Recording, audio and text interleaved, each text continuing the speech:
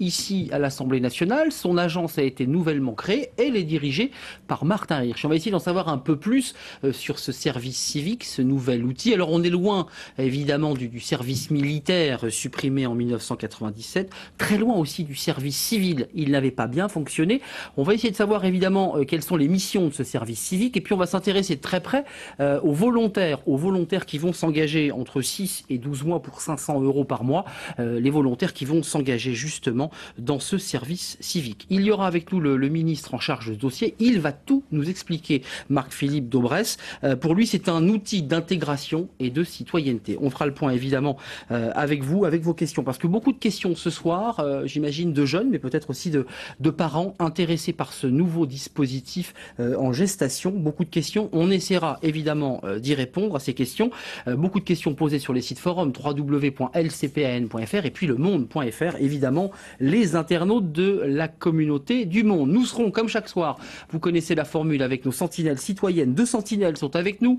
D'abord, Olivier, nouvelle sentinelle, nouveau visage. Il nous parlera de Nice. Très heureux de vous accueillir dans l'émission Ça vous regarde, Olivier. Puis un autre Olivier, c'est le hasard, qui nous parlera, lui, d'Aix-en-Provence et qui est un habitué de l'émission Ça vous regarde. Merci à vous deux, aux deux Olivier. Et puis cette question du jour, je la rappelle sur le site internet parce que beaucoup d'internautes et de téléspectateurs vont sur notre site www.lcpan.fr. Service civique, bon outil pour devenir citoyen. Vous pouvez répondre oui, non, ne se prononce pas. Vous le découvrez sur cette image. D'abord, retour avec Julia Lecorec, justement sur les tentatives, et elles sont nombreuses, tentatives successives pour permettre aux jeunes Français de s'investir, de s'impliquer, de donner un sens à leur vie. Et vous allez le voir, il s'est passé beaucoup de choses depuis la suppression du service militaire obligatoire. C'était en 1997. Retour sur toutes ces étapes avec Julia Lecorec. 1996, Jacques Chirac annonce son intention de suspendre le service militaire. C'est chose faite en 1997 avec l'adoption d'une loi sur la réforme du service national. Le but est de professionnaliser les armées. En 1998, la JAPD, la journée d'appel à la défense, est instituée. Il s'agit de la dernière étape du parcours de citoyenneté. Une journée pour les garçons et les filles entre 16 et 18 ans. Le but est de sensibiliser les jeunes aux questions de la défense. 2006, le service civil volontaire est mis en place par Jacques Chirac pour répondre à la crise des banlieues de novembre 2005. Mais l'opération est un échec. En 2007, seuls 2800 volontariats auraient été effectués. 10 mars 2010, la loi sur le service civique est votée dans la quasi-unanimité. Elle est initiée par Martin Hirsch. Elle devrait rentrer en application le 1er juillet. Cette année, 10 000 jeunes devraient être concernés par le service civique. L'objectif est de toucher 75 000 jeunes d'ici à 5 ans. Alors on va revenir évidemment sur les chiffres et sur le contenu de ce service civique. Avec moi 4 invités, je l'annonçais, le ministre en charge de ce dossier. Bonsoir Marc-Philippe Daubresse. Bonsoir. Vous êtes ministre de la Jeunesse et des Solidarités Actives, en charge entre autres de ce dossier service civique. Vous êtes un centriste au gouvernement, vous avez eu d'autres portefeuilles ministériels, notamment en matière de logement, sous la responsabilité de Jean-Louis Borloo. On reviendra avec vous évidemment sur service civique et puis sur ce site, j'imagine que vous allez en parler, le WACA, un site en direction des jeunes qui parle justement entre autres évidemment du service civique, un site un peu moins compliqué, un peu moins technocratique qui parle aux jeunes. Merci en tout cas d'avoir répondu à notre invitation. Face à vous, Régis Chouanico, bonsoir. Bonsoir. Député socialiste de la Loire, vous représentiez le Parti socialiste au moment du vote justement sur ce service civique. Avec d'autres Avec d'autres, vous êtes beaucoup exprimé sur le sujet, c'est un sujet qui fait plutôt consensus.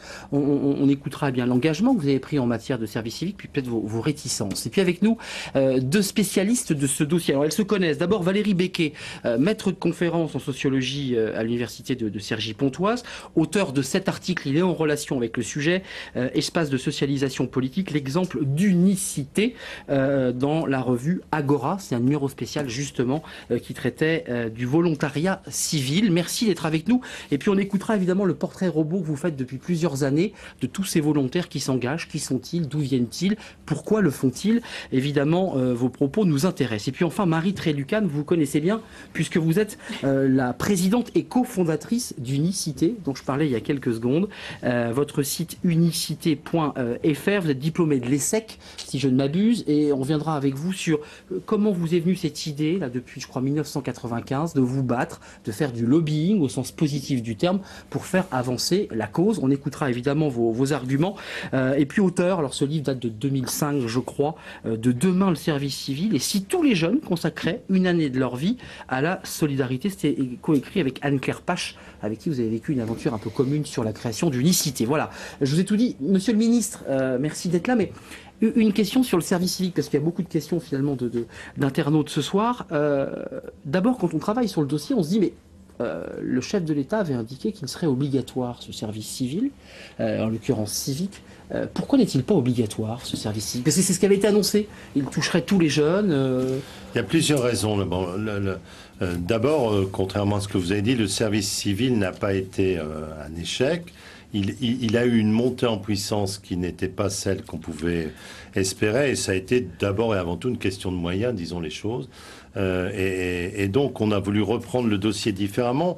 Moi, je voudrais vous dire aussi que, et je suis, moi, comme ministre de la Jeunesse, très préoccupé par ça.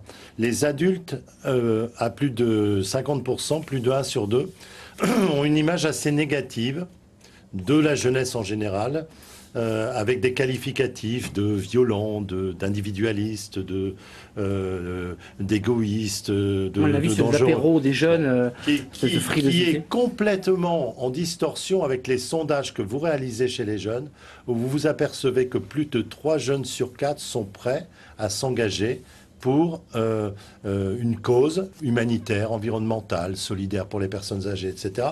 Et que quand vous leur posez la question du service civique, ils répondent qu'ils sont tout à fait prêts à y aller, à 82%, pour un service civique volontaire.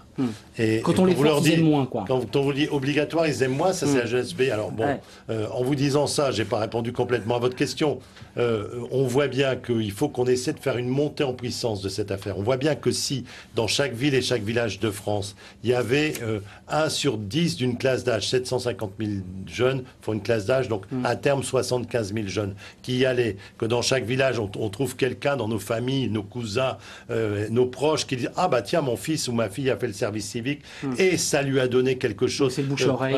Voilà. Je recevais l'autre jour une fille qui est allée en Haïti pour aider dans le cadre du service civique les personnes qui ont vécu le tremblement de terre. L'organisation était très difficile.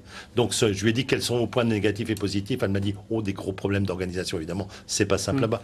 Mais c'est une expérience irremplaçable. Humaine incroyable. Humaine incroyable. Donc, vous voyez, je pense qu'il faut qu'on pose les fondations, qu'on aille bien au-delà du service civil avec des moyens qui nous permettent justement d'aller vers cet objectif-là, et surtout qu'on essaie de créer un vrai parcours pour le jeune. Ça doit rentrer dans son parcours de formation et de conduite vers l'emploi, et ce service civique peut être un atout considérable parce que le savoir-être, vous savez, moi je suis un ancien recruteur, j'ai dirigé pendant 10 ans une société de conseil en recrutement qui était une des plus importantes de France, et je vous assure que pour nous, quelqu'un qui a fait du service civique, ça compte de manière très importante. Le diplôme, bien sûr, c'est important. C'est bon sur le CV. Il n'y a pas que ça. Voilà. Olivier, je donne la parole à nos 3 autres invités qui ont un avis sur la question, mais une intervention, parce que vous vouliez intervenir, vous êtes en direct devant votre webcam. Dites-nous, Olivier. Oui, bonsoir à toutes et à tous, bonsoir Arnaud. Simplement, voilà, j'étais un des derniers à faire mon véritable service militaire, donc j'ai fait mes 10 mois. Moi aussi, je l'ai fait. Voilà, bon, mais c'était un petit peu plus, je sais, juste. Moi aussi, Olivier, je l'ai fait. Voilà, on l'a tous fait. Voilà, simplement le double objectif de la réforme concernant le service civique, c'est intégration et citoyenneté. Ok pour le volontariat, mais je pense qu'il y a un véritable, non pas désamour avec la patrie, la France, mais s'il y a un véritable travail au niveau de la citoyenneté, je pense effectivement qu'il faudrait rendre ce service civique obligatoire. Moi j'ai vu, lorsque j'ai fait mon service militaire, j'ai côtoyé de nombreuses personnes, de nombreuses régions, de nombreuses classes sociales. Ça a permis une véritable mixité. Et au départ, je n'avais pas envie de faire mon service militaire. Et pourtant, j'étais très content et très satisfait de l'avoir fait ensuite.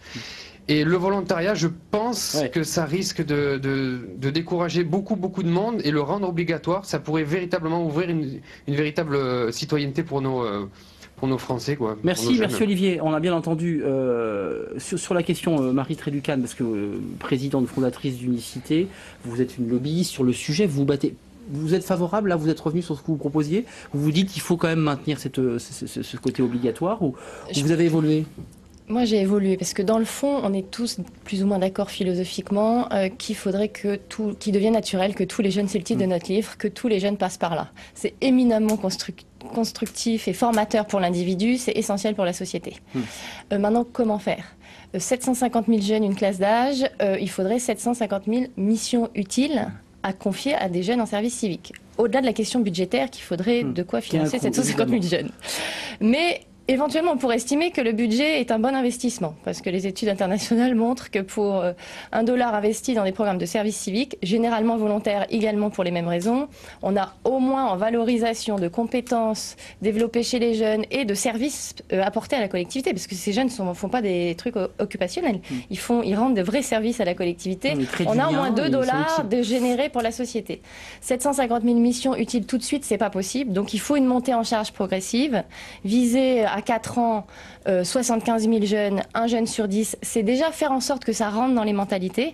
Après, éventuellement, on se posera la question de est-ce que c'est généralisable ou pas pour aller dans le sens de ce que dit votre auditeur. C'est déjà un défi parce qu'il y a 3500 qui sont inscrits sur le site dès que le site a été ouvert service civique. Il y en a 10 000 en fin 2010. Et puis après, ça monte en puissance. Valérie Becquet, juste un mot pour rester dans l'idée du volontariat, parce qu'on ne va pas faire toute l'émission dessus, mais il y a beaucoup de questions ce soir, vraiment, de gens qui disent pourquoi c'est pas obligatoire. On a l'internaute qui nous le dit. Les jeunes que vous avez rencontrés, que vous suivez, ils vous disent quoi sur cette idée de l'obligation ou du volontariat? Ça leur convient, ce modèle? Alors, la difficulté de l'obligation, c'est que le ministre a cité un terme qui est très important et qui jusqu'à maintenant n'a pas été suffisamment pensé, c'est la question de l'inscription dans le parcours.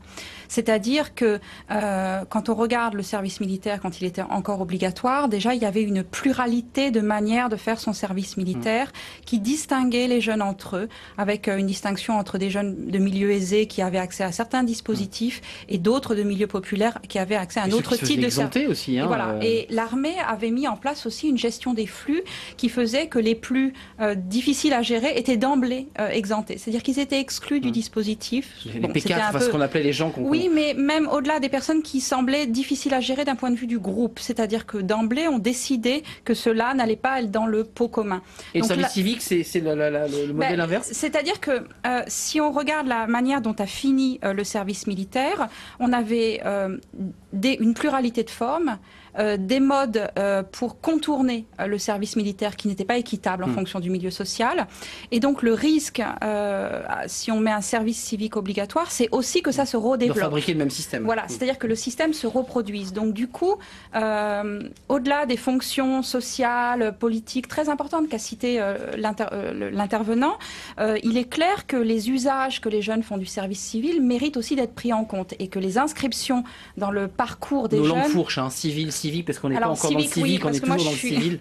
J'ai beaucoup travaillé sur le service civil volontaire. Il faut expliquer aux gens, parce qu'il y a le civil, il existe toujours, puis il va disparaître dès lors que le décret d'application du projet de loi, si je ne me trompe pas, deviendra. Donc pour finir, la question de l'obligation, elle est difficile au jour. Il est signé, donc ça va. On peut dire civique. Service civique. Ça y est. Donc la question de l'obligation, au-delà de ça, c'est une question vraiment de position dans le parcours et de manière dont ça trouve une place pertinente pour un maximum de jeunes, de manière à éviter les effets de contournement. Ou sinon, on va créer de l'objection au service civique. C'est le problème. Rich Juanico, il aurait été obscène de contraindre les jeunes dans une société qui n'est pas fichue de leur offrir du travail. Et c'est Martin Hirsch, donc il a été haut commissaire, il est aujourd'hui à la tête de cette agence justement de service civique. Voilà, cette phrase est relativement claire. Vous êtes d'accord avec ce que dit Martin Hirsch ? L'idéal aurait été que, effectivement, le service civique soit universel et obligatoire pour tous. D'ailleurs, c'était une proposition des deux principaux candidats à l'élection présidentielle Ségolène Royal et Nicolas Sarkozy. À partir du moment où, effectivement, il y a ce temps donné à la collectivité, au service de l'intérêt général, pour les jeunes, c'est vrai que l'idéal aurait été qu'il soit obligatoire. Mais là aussi, je rejoins ce qui vient d'être dit. Le service national, d'il y a 20 ans par exemple, au début des années 90, il n'a jamais été universel, il était strictement masculin, il n'a jamais été obligatoire, il y avait 30% des jeunes gens qui échappaient au service national, soit qu'ils étaient exemptés ou réformés, et il était profondément inégalitaire dans la mesure où, par exemple, 80% des bac plus 2 eh bien, échappaient au service, à la forme militaire du service et faisaient des formes civiles, puisque ça existait déjà à l'époque. Il y avait même 30 000 jeunes qui faisaient un service civil au début des années 90. La coopération. Et le service ville de Bernard Tapie, effectivement, si je ne m'abuse. Effectivement, la question qui se pose est celle qu'a posée Marc-Philippe Daubresse, qui est la montée en puissance et le rythme de montée en puissance. Je pense que 10% d'une classe d'âge, même dans 5 ans, je trouve que c'est peu. Je trouve que c'est trop peu. Je trouve que c'est peu parce que y a un objectif qui est de brassage social. Et si on n'arrive pas à toucher les populations, je pense aux jeunes de toutes conditions, de tout horizon géographique. Excusez-moi, c'est entre les bénévoles, entre les volontaires, ou c'est les volontaires en direction des actions qu'ils mènent, parce que c'est dans le recrutement des volontaires du service civique, au-delà de 10% de classe d'âge, je pense qu'on sera plus en capacité d'aller toucher des jeunes, notamment les moins qualifiés. Et c'est vrai qu'il va falloir essayer de monter en puissance plus vite, quoi. Une question d'Olivier, je la laisse passer, puis après Marc-Philippe Daubresse et puis Valérie Becquet. Mais Olivier, nouveau visage des Sentinelles, il nous parle de Nice. On vous écoute parce que la technologie, c'est beau quand ça fonctionne bien. Oui, bonsoir à toutes et à tous. Alors, je partage l'avis de l'autre Olivier. Effectivement, le volontariat, j'ai l'impression que ça aurait tendance à piper les dés, entre guillemets. C'est-à-dire que on va engager des gens qui seront naturellement motivés et je pense déjà intégrés. Alors, réponse Valérie. Marc-Philippe Daubresse, c'est une question de fond. Oui, est-ce qu'on ne va pas aller chercher des jeunes de familles un peu aisées, qui ont envie un peu de s'éclater, quoi? Voilà. On a donné clairement des objectifs de diversité. Diversité, évidemment, dans l'origine sociale des personnes, mais aussi diversité dans leur religion, dans leurs opinions, etc. Il faut que ce soit un service où il y ait des jeunes représentatifs de toute la France, de sa diversité, et justement que ce soit un moment de leur vie où ils puissent avoir cette capacité à être ouverts aux autres, tolérants et à construire, à se construire dans le respect des personnes et de la tolérance. On voit que c'est un vrai sujet de notre société. Deuxième chose, c'est que le fait que ce soit volontaire, ça ne veut pas dire qu'on n'aura que des personnes de tel type d'origine et de milieu. Au contraire, vous savez, moi, je suis en train de faire un tour de France sur tous les sujets des jeunes. D'abord, le mot confiance est important pour les jeunes. On ne leur fait pas assez confiance. Et je m'aperçois quand vous discutez avec eux, y compris des jeunes qui sont en galère. L'autre jour, j'étais à Rennes avec des jeunes qui étaient vraiment dans une situation épouvantable après avoir connu échec sur échec sur échec. Et finalement, vous leur parlez de service civique, vous leur parlez de s'engager pour des actions en faveur de personnes âgées ou humanitaires, ou de changer de lieu, de changer de décor, de voir d'autres personnes qui sont parfois bien plus pauvres. Tout ça, et bien, vous voyez leurs yeux avec une petite lueur qui s'allume. Donc, moi, je crois pas ça. Par contre, je redis les choses. Je suis d'accord à un terme. C'est vrai qu'on doit. Il faut aller plus loin. Mais la montée en puissance, je vais vous dire, moi qui ai été ministre de la ville et qui ai vu vraiment la question de l'opérationnalité des dispositifs. Attention, quand on décide d'une grande loi, ça a été consensuel, c'est bien, il faut territorialiser ces dispositifs. C'est-à-dire qu'on ne peut pas se borner à dire je vais envoyer 150 jeunes en Haïti, ce qui est très bien, je vais faire 500 jeunes qui vont s'occuper de réussite scolaire. Il faut aller sur le terrain et on a là besoin d'une application forte des élus locaux de toute tendance. Et ça, j'y crois. Parce qu'un élu local, je ne parle pas des extrémistes, mais un élu local républicain, il a quelque part ces valeurs-là au cœur, quel qu'il soit d'ailleurs. Et je pense qu'il a envie de faire venir à lui des jeunes et qu'on puisse intégrer ça dans un parcours plus large. Il y a M. Baudouin qui va remettre un député, qui va remettre un rapport au président justement pour qu'on trouve une cohérence dans toutes ces actions de citoyenneté. Il y a des journées défense dont on sait bien que parfois pour rendre cohérent tout ça et dans la même optique est une optique de rendre une partie de sa vie, c'est ce que disait la présidente d'Unicité, de donner dans une partie de sa vie quelque chose pour les autres, mais que en retour nous sommes aussi en capacité de leur donner autre chose. C'est-à-dire un tutorat, c'est-à-dire un parcours renforcé vers l'emploi, c'est-à-dire un savoir-être. Excusez-moi, je pose la question aux experts, mais c'est un stage, monsieur le ministre? Est-ce que c'est un emploi ou un stage déguisé? Parce que c'est ce qu'on entend aussi. Non, mais c'est une question que les gens se posent.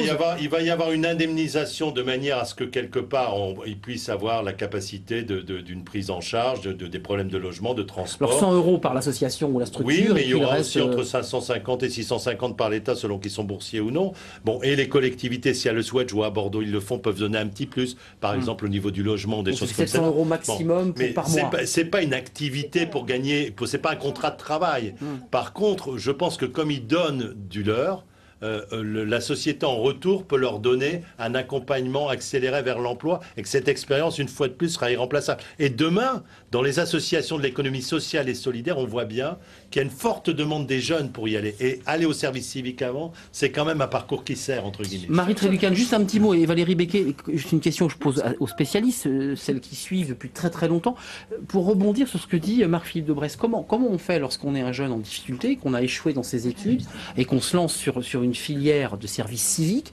Comment on fait pour donner positivement à l'autre quand soi-même on n'est pas très bien? Comment on fait? C'est tout l'intérêt. Enfin, Valérie Becquet va donner des données chiffrées. C'est pas des professionnels, hein, c'est pas. Mais la preuve, ce qu'a pu apporter au moins Unicité, c'est que c'est faisable, y compris sur la base du volontariat, de mobiliser des jeunes sans qualification, des jeunes de milieu modeste, mais ça coule pas de source. C'est vrai qu'il faut aller les chercher. 2, il faut une structure d'accompagnement derrière et de tutorat, de formation, etc., qui est quand même importante. Et donc c'est vrai que ça, c'est un coût. Et là, il est important aussi que les collectivités, parce que l'État va financer les indemnités des jeunes, la couverture sociale. 500 € environ. Voilà, il faut maintenant que les structures d'accueil, soit sur leurs fonds propres, soit grâce au soutien des collectivités locales, je pense aux conseils régionaux qui, pour certains, commencent à s'investir, contribuent au coût d'encadrement de formation des structures pour qu'elles ouvrent leurs portes aussi à ces jeunes-là. C'est-à-dire que s'il n'y a pas de mission pour des jeunes sans qualification, clairement, le service civique exclura. L'universalité sur la base du volontariat ne sera pas opérante. Donc il faut avoir la volonté d'aller les chercher, donc il faut avoir des missions pour eux et il faut avoir un peu de soutien aux structures. Vous avez le ministre à côté de vous. Et les inscrire dans un parcours plus large. Ouais. Voilà. Justement, Valérie Becquet, vous dites quoi, les jeunes? Et justement, c'est ce qui fait la différence. Ces jeunes, ils viennent là parce que c'est pour être utiles à la société et ils ont autant... C'est humain, ça, d'avoir envie d'être utile socialement. De donner un sens à leur vie. Au contraire, vous en avez plein qui galèrent, comme dit, et qui sont très utiles dans leur quartier, au-delà peut-être de ce qu'ils font par ailleurs, qui font plein de choses dans leur quartier et ils demandent que ça, justement, de ne pas être dans un dispositif affiché d'insertion.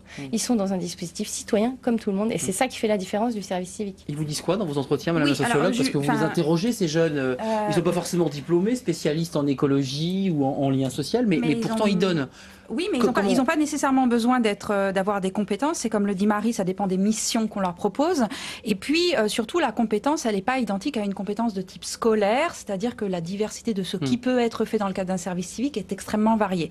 Mais ce qui est important, c'est de voir que dans les enquêtes, il y a une forme aussi d'expérience qui est très différente. Ce qui est intéressant de voir dans les enquêtes que j'ai réalisées sur les volontaires d'Unicité, c'est que finalement, il y a plus d'infra-bac que de supra-bac. C'est-à-dire que finalement, infra-bac, c'est-à-dire les personnes qui sont non titulaires d'un bac, voire sans qualification. C'est plus simple. Donc, ils arrivent très très bien à les toucher parce qu'il y a une proposition. Les missions locales jouent un rôle considérable dans cette... Pour les recruter, les chercher, pour les recruter, les informer très simplement. Et dernier point, les jeunes sans qualification, parfois même comme les jeunes diplômés, utilisent le service civique pour redéfinir un projet de formation ou un projet professionnel. Et ils ont cette attente et ça fonctionne. En même temps où ils peuvent redéfinir leur projet. Ils n'ont pas tellement ce temps aujourd'hui, parce que l'orientation, c'est catastrophique, il faut tout réformer. Mais ils n'ont pas ce temps aujourd'hui. Et là, on est sûr qu'ils vont l'avoir, le temps. Marc-Philippe Daubresse, un tout petit mot, parce que j'ai un reportage à vous montrer. Sur le fait que ça ne se fait pas tout seul. Ça, c'est des données Unicité, parce qu'Unicité veille à accueillir ces jeunes-là. Il y a vraiment des politiques de recrutement. Ça ne viendra pas forcément spontanément. Donc je sais que la volonté politique, elle est dans la loi. Il faut qu'on fasse des agréments parce qu'avec Unicité, on est sûr que ça marche bien, mais n'importe qui ne peut pas faire ça. C'est ce que je voulais vous poser comme question. Regardez ce reportage, Marc-Philippe Daubresse, vous n'allez pas être dépaysé, ça se passe à Seclin, ça se passe dans le Nord, c'est tout près de Lille. Justement, Unicité est engagée et elle a justement non pas des bénévoles, on les appelle des volontaires. Ils sont sur le terrain, ils ont les petits t-shirts orange et ils font des actions, notamment, alors pas uniquement en matière de lien social, d'illettrisme, aussi en matière d'environnement. Vous allez le voir dans ce sujet réalisé par Julia Le Correc, qui s'appelle s'appelle Médiataire. C'est organisé par Unicité et ils vont justement dans un quartier populaire de Seclin. Regardez ce reportage, à la fois le portrait de ceux qui bénéficient et puis vous allez voir le portrait de ces bénévoles, de ces volontaires. Reportage. Seclin, dans la banlieue de Lille, quartier populaire de la Mouchonnière. Bassirou et Jérémy se rendent pour la dernière fois chez Marilyn Ruchot. Bonjour. Bonjour Madame Ruchot. Bonjour. Vous allez bien? Oui, maman, oui. Installer un mousseur d'eau ou encore des ampoules basse consommation. En 6 mois, les habitudes de Marilyn ont bien changé. Donc là, c'est un mousseur d'eau qu'on va vous fixer à votre robinet. Donc ça se fixe comme ça. C'est très facile à fixer. Voilà, là ça tient. Et comme ça, en fait, en tournant le robinet, même un tout petit peu, vous voyez, ça mousse beaucoup. Et comme ça, avec un très petit débit d'eau, vous avez autant de puissance qu'avant quand vous aviez quand vous n'avez pas de mousseur d'eau. Jérémy et Bassirou font leur service civil volontaire. Ils sont venus 1 fois par semaine depuis janvier, avec un objectif, introduire quelques éco-gestes dans des familles à revenus modestes. Un pari pas gagné d'avance, aujourd'hui c'est l'heure du bilan. Aimeriez-vous vous impliquer davantage dans la vie de votre quartier? Ah oui. Si oui, sur quel sujet en particulier? La propreté. C'était une belle expérience. Et j'encourage d'autres personnes à le faire, parce que c'est pas évident qu'une dose, ils ne le font pas, quoi. Il y a beaucoup de gâchis, les gens qui font pas attention. Ils font partie du chantier Médiataire, l'un des projets phares de l'association Unicité. Dans leur local, ils retrouvent les autres volontaires. SES de l'équipe Céline. Bonjour. Et ça, c'est Abby. Sur cette antenne de Lille, ils sont 8, encadrés par Amandine de l'association Unicité. Ils sont indemnisés 600 € par mois. Chaque jeune a plusieurs projets sur 6, 9, 12 mois et des motivations complètement différentes. C'était pour faire une coupure du système scolaire, on va dire. J'ai passé mon bac l'année dernière et j'avais envie d'arrêter un petit peu et reprendre l'année d'après. Puis pourquoi pas trouver la voie aussi.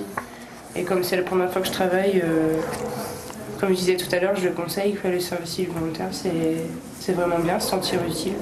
Pour avoir une expérience professionnelle dans le monde du social, j'ai pour projet de devenir conseiller en économie sociale et familiale. Moi, après la fac, il était trop tard pour les concours. Donc pendant 1 an, j'avais rien vraiment à faire.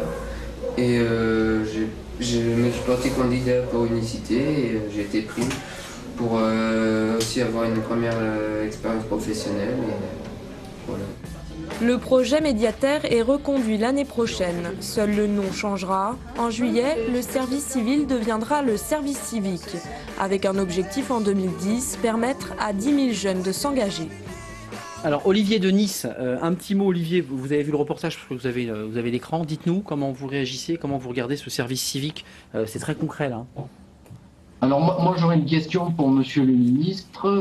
Je souhaiterais savoir si ces jeunes auront la possibilité d'effectuer une activité parallèle pour avoir des revenus supplémentaires, puisqu'on sait très bien qu'avec les sommes proposées, on ne peut pas vivre. Et si dans le cas où ils peuvent exercer une activité parallèle, est-ce que leurs revenus du service civique seront imposés ? Alors c'est une double question intéressante parce que c'est vrai que j'ai lu que c'était destiné comme à des enfants qui avaient leurs parents derrière. Ce qu'on a voulu, c'est pour que ce soit pas une activité accessoire, le service civique. Ça va compter dans la retraite. Pour les jeunes qui vont faire du service civique, ça comptera dans leur retraite. Mais on a voulu, pour que ce ne soit pas une activité accessoire, qui est 24 heures par semaine de service civique. Donc on peut faire des choses complémentairement, mais on voit bien qu'on ne va pas prendre un job et faire du service civique en plus à côté. Ça, c'est pas possible. Dans un cursus universitaire, on est en train, dans l'agence du service civique, de trouver les moyens... à la fac et s'engager. Non, mais d'avoir des séquences. Je vais avoir ma séquence de service civique, on va réorganiser mon temps de fac pour pouvoir faire les choses. Donc tout ça est en train de se monter avec la présidence des conférences d'université. Alors, le côté imposable, eh ben, écoutez, c'est comme dans les centres de loisirs dans une mairie. Quand vous êtes animateur de centre de loisirs dans une mairie, vous êtes imposé. Sauf que généralement, vu les sommes qui sont en cause, vous êtes en dessous du seuil qui fait que vous payez un impôt. Voilà, je pense qu'il faut être cohérent avec tous les dispositifs existants. Réponse concrète du ministre. Régis Juanico, comment vous regardez la question que posait Olivier? Il faut bien comprendre la philosophie du service civique. Ce n'est ni du bénévolat, même si je pense que le service civique va être un puissant levier pour aider le monde associatif. Ce n'est ni du bénévolat et c'est ni du salariat. Vous n'avez pas peur aux abus? Le mode d'association qui dirait on a voulu être un extrêmement clair dans la loi et dans les discussions avec Martin Hirsch, au Parlement, que ce soit au Sénat ou à l'Assemblée nationale. La loi est très bien écrite, je le dis parce que c'est clair. Autant il y a des garanties fondamentales qui sont accordées, la protection sociale, les droits à la retraite, autant ce ne sont pas des fonctions qui viennent pour concurrencer les emplois qui existent et qui répondent à l'activité. C'est pas des emplois déguisés. Non. Parce que c'est vrai que les gens se disent aujourd'hui à l'emploi. Il faut bien comprendre la philosophie. On est dans un monde où il y a de plus en plus d'individualisme, où il y a de plus en plus de repli sur soi, où les gens se parlent peu, où il y a même une méfiance entre les générations. On le voit dans le reportage, il vient de parler avec cette dame. Avec la crise économique et sociale, je crois que le service civique va être un lieu collectif de cohésion sociale qui va refabriquer, qui va recréer du lien social. Et il y a des missions tout à fait variées et différentes. Je vais prendre un exemple. Unicité dans la Loire, c'est 48 volontaires sur les 62. Dans le département de la Loire, c'est 48 volontaires sur 62. Cette semaine, il y a la semaine pour le handicap à Saint-Étienne. Eh bien, des volontaires d'Unicité ont fait tout simplement une balade urbaine. Ils ont matérialisé sur les trottoirs de Saint-Étienne des parcours accessibles pour les handicapés qui sont des parcours touristiques. On est tout à fait dans ces missions de recréer du lien social et de faire de la cohésion sociale. C'est pas des emplois jeunes déguisés, c'est pas même s'ils rentrent dans un parcours de professionnalisation. Le parcours sera valorisé par la suite, c'est-à-dire qu'il y a une valorisation dans le cursus, la valorisation des acquis de l'expérience, aussi sur le cursus universitaire pour ceux qui sont étudiants, mais tous ne seront pas étudiants. Et donc, c'est une expérience qui va leur permettre ensuite de pouvoir progresser dans leur vie professionnelle, dans leur parcours de vie. Valérie Becquet puis Olivier, parce qu'on le voit à l'antenne. Si la question est courte, on vous prend tout de suite Olivier, puis Valérie Becquet va y répondre, j'en suis sûr. Votre question est très courte. C'est un piège, Valérie Becquet. Oui, merci. Oui, bonsoir. Voilà. Simplement, moi, il y a quelque chose qui me gêne quand même. Je suis un peu... ça va être un petit peu peut-être brutal. Service civique. Moi, je vois plutôt ça comme un service à la personne. Ou un super BAFA. Un super BAFA. Je m'explique. Oui, concrètement. Le service civique, donc on entend civique. À la base, civique, ça signifie citoyen. C'est quoi le travail du citoyen? C'est droit et devoir. Le devoir, c'est le devoir électoral, par exemple. Je reviens à la base du terme citoyen, parce que le terme citoyen est beaucoup galvaudé. Vous dites c'est le mauvais terme, Olivier? C'est quoi? On a utilisé le mauvais terme. Voilà. Moi, j'appellerais ça plutôt un service solidarité, et non pas un service civique. Pour moi, le service civique, ce serait un tronc commun pour expliquer les lois qui régissent notre pays, les droits et les devoirs de chaque citoyen. Question intéressante. Parce qu'on a un problème en ce moment avec les... Olivier. Voilà, on a un problème en ce moment avec les règles à respecter. On a bien entendu, la question est très... Oui, je ne sais pas que je veux vous couper, mais la question est clairement posée. Le ministre va répondre, mais j'aimerais entendre Valérie Becquet, parce que j'avais dit qu'elle répondrait. C'est pas un piège, mais on a le sentiment qu'il y a le terme n'est pas bien utilisé, parce qu'on voit bien les jeunes d'Unicité, là, à Seclin et ailleurs, ils ne reçoivent pas de formation, ils n'ont pas un guide de citoyenneté. Parce qu'on n'a pas tout vu, ils reçoivent une formation et... Justement, c'est... Voilà. Alors, et puis, de toute façon, la question des droits et devoirs, on a une définition quand même extensive en France de la citoyenneté, qui est une citoyenneté active. Donc notre norme citoyenne, elle n'est pas limitée aux droits et devoirs, elle est sur l'engagement dans la société civile. Donc cette dimension civique, elle renvoie à ces dimensions-là. Et il est très clair que dans les missions ou dans les projets que mènent les jeunes, il y a une dimension qui est civique. Je veux dire, les enquêtes mettent en évidence qu'ils apprennent des choses sur la connaissance des institutions, sur la connaissance des faits sociaux, mais là c'est pareil, ça s'organise. C'est-à-dire que c'est parce qu'il y avait ces formations que les connaissances pouvaient s'accroître. Cependant, ce qu'on remarque, c'est que ces formations ne relèvent pas simplement de l'instruction civique, c'est-à-dire que la mise au concret fait que du coup ces dimensions-là, elles étaient la vraie vie si vous voulez. Je voulais juste revenir sur un élément par rapport aux associations qui me semble très important de mettre en évidence. Vous avez pris plein de notes, allez-y. Voilà, je monopolise la parole. Pour les associations, on peut tout à fait faire l'hypothèse qu'il peut y avoir un effet d'aubaine pour les associations et pour les collectivités locales et pour les fondations, puisque c'est plusieurs personnes. Mais ça ne peut être qu'un effet d'aubaine à court terme, pour la simple et bonne raison que la gestion d'un volontaire demande un accompagnement très particulier. Et on a vu, et bon, c'est dans la loi, mais dans les faits, on a vu que des associations... Voilà, des associations se disent, oui, mais finalement, ça me demande du temps d'intégrer ce volontaire tous les 6 mois, tous les 9 mois. Et donc, nécessairement, l'effet d'aubaine, il ne peut pas être permanent parce que ça réclame une compétence de management et du temps que n'ont pas toutes les associations Marie Trélucan et Marc-Philippe Debresse, pour conclure, parce qu'il nous reste un peu moins de 10 minutes, mais sur ce que nous dit notre internaute, c'est pas totalement absurde sur la notion de terme. C'est une bonne question. Il dit civique. Civique, en même temps, voilà, il faut transmettre, recevoir de la citoyenneté, Vous êtes d'accord avec ça? Vous dites on aurait pu trouver un autre mot, solidarité plus que civique, ou vous assumez bien ce mot? Moi, et puis le ministre totalement répondra. Ce mot, c'est pas moi de l'assumer, mais je l'assume totalement. J'assume très bien. Vous portez la question depuis des années. C'est parce qu'on a eu une illustration, effectivement, et des exemples de missions qui étaient plutôt dans le champ de la solidarité. Le champ environnemental est tout à fait aussi ouvert à des missions de service civique. La question là qu'on aborde, c'est quel genre de mission il faut que les jeunes rendent des services utiles à la société, que ce soit dans le champ de la solidarité, de l'environnement. Et ça, c'est la citoyenneté. Ça, c'est un aspect de l'étape service civique, qui est le cœur de l'action. Et l'autre aspect, c'est que c'est une étape aussi de formation. Et il faudra des temps réservés, et ça a été prévu. C'est effectivement organisé par Unicité. Pour qu'ils apprennent. Mais c'est prévu dans la loi, des temps de ce qu'on a appelé formation citoyenne, qui seront des temps de prise de recul, de réflexion sur la société, de mes devoirs, de comment m'engager plus tard. C'est le vote, la suite, mais c'est aussi l'engagement associatif, l'engagement politique. Donc c'est des temps de réflexion. Et ça sera demandé aux structures de garder ce temps-là. C'est important de le préciser parce que là, l'internaute soulevait quand même un point précis. Vous voyez et qu'on assume tous ici très bien service civique. Je le redis, c'est une belle loi. Dans cette loi, certes, un gouvernement a porté un projet, mais les parlementaires de toute tendance ont beaucoup enrichi la loi et l'ont écrite. Parce qu'un parlementaire, il faut qu'il écrive une loi avec des choses très claires. Et donc, il n'y a pas de... C'est pas un endroit où on va chercher à donner des repères, droits et devoirs, même si ça viendra forcément... Mais c'est pas le sujet. C'est pas un endroit où on fait des services d'aide à la personne, où on aurait des contrats aidés qui viennent renforcer une structure déguisée. Non, c'est un endroit où il y a la notion d'engagement du jeune, et c'est un endroit dans lequel il va donner du sens à sa vie. Et la question du sens, dans tous les sondages qui reviennent sur les jeunes, elle est majeure. Ils ont besoin, dans cette période tourneboulée de l'histoire, remplir leur vie, où quelque part ils voient un sens à tout ça. Je vous donne un exemple. À 15 km de la Mouchonnière à Seclin, dans ma commune d'Lambersart, où je fais des choses avec Unicité avant que je devienne ministre, qu'est-ce qu'on va faire, nous? On fait du service civique, qui va devenir civique, qui était civil volontaire, sur de repérer les personnes âgées isolées, et ensuite la structure communale et les structures associatives qui travaillent autour prennent le relais.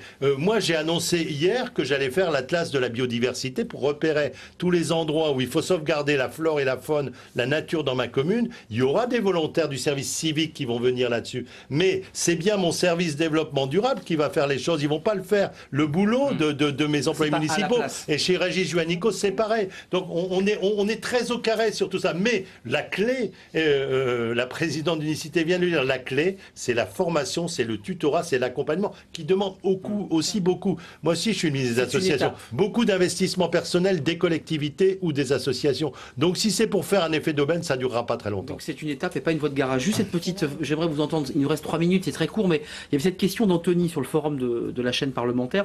La proposition aborde la question d'un service civique pour les seniors, où ces derniers effectueraient des missions d'intérêt général. Qu'en pensez-vous, chers invités? Régis Juanico, en quelques mots. Pourquoi pas l'imaginer aussi en direction des seniors, ceux qui sont eux aussi en rupture d'emploi? C'est prévu, là, c'est possible. Le service civique, l'engagement de service civique, c'est pour les 16 à 25 ans, entre 6 et 12 mois d'engagement, mais il y a une possibilité de volontariat de service civique pour les plus de 25 ans. Alors c'est plus souple en termes de durée, c'est pas les mêmes conditions effectivement pour effectuer ce service civique, mais ça existe tout à fait.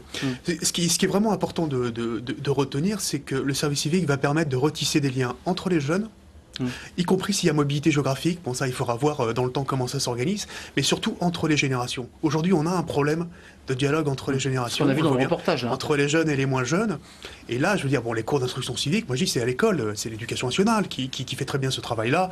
Il y a des journées d'appel de préparation à la défense. Bon, voilà. Après, il y a l'apprentissage de la vie où on va se coltiner à des réalités sociales, à des réalités de terrain. Pourquoi vous soufflez, Valérie Becquet? Parce que l'instruction civique se fait pas si bien que ça à l'école. Voilà. Non, malheureusement. L'orientation se fait pas si bien que ça, et donc on a besoin d'un moment où on puisse faire. C'est pas un débat sur l'éducation nationale. Non, c'est pas un débat sur l'éducation nationale. Vous avez raison. Mais c'est pas que le problème de l'éducation nationale, c'est le problème de toute la France qui doit revoir son service public d'orientation. Les jeunes ont besoin de boussole. Donc, mais ils ont besoin aussi, c'est pour ça qu'on a créé Waka. Ouais. Waka, c'est le canoë en maori. Ils ont besoin de pouvoir choisir leur route, mais qu'on leur dise quelles sont les routes possibles. Qu'on leur fasse un peu confiance. Et il y a le service civique, c'est un moment où ils vont pouvoir faire le point sur eux-mêmes, sur leur vie, sur leur engagement et leur relation à l'autre, et notamment avec les adultes qui n'ont pas assez confiance en eux. Il faudra garantir les moyens humains et financiers du service civique. Bien sûr, ça c'est le boulot du ministre. Ça. Merci Monsieur le ministre. Bon, il est là, il est venu sur ce plateau. Je vous remercie d'être venu sur ce plateau, Marc-Philippe Daubresse, malgré votre emploi du temps et les multiples casquettes, parce que vous occupez de la jeunesse et des solidarités actives, c'est pas rien. Je rappelle ces deux sites, www.service-civique.gouv.fr. Sur ce site, il est d'ailleurs question de cet atlas de la biodiversité. Et puis Mon Waka, c'est www.mon-waka.fr pour les jeunes. Et puis je rappelle ces deux livres, Demain le service civil et Si tous les jeunes consacraient une année de leur vie à la solidarité, voilà. Et puis Agora, débat jeunesse, justement cet article écrit par Valérie Becquet. Merci beaucoup à Unicité, merci Régis Joannico, merci à nos internautes sentinelles citoyennes, Olivier d'Aix-en-Provence et de Nice. Et puis demain on change de sujet, on s'intéresse au Parti Socialiste. Le Parti Socialiste nouveau est arrivé avec un point d'interrogation. On va revenir évidemment sur tout ce qui s'est passé ce week-end. Et puis demain, puisqu'Arnaud Montebourg... Voilà, et j'étais sûr que le ministre allait réagir. Merci, c'est un service civique en quelque sorte. À demain, bonne soirée.